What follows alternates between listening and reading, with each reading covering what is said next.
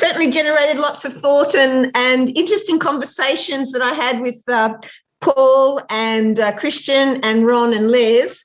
And what we realised is, how do you create the learning space for people so that they feel safe when they're not as in their confident state, or as confident when they are in their natural state of leading. And often it's the willingness to be in that childlike state, which is where most learning happens. And how do you create that? So we had, the expertise of each of those people being as leaders in their own right, and then thinking and reflecting what is the risk that people will then be prepared to undertake when they are willing to be a learner. And that was often, the biggest challenge. So the conversation then unfolded in reflecting on ourselves. Where do we sit, as the artist, as the entrepreneur, or as the leader?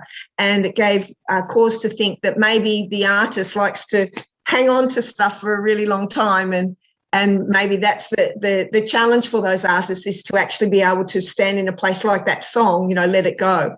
And so one of those things that then becomes, how do you move to that space of being confident enough to put yourself in that light? Because it is about being under the spotlight.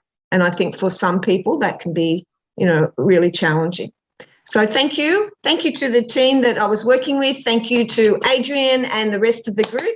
And have a lovely day for everyone as well. Thanks again, Lia. Thanks, Denise.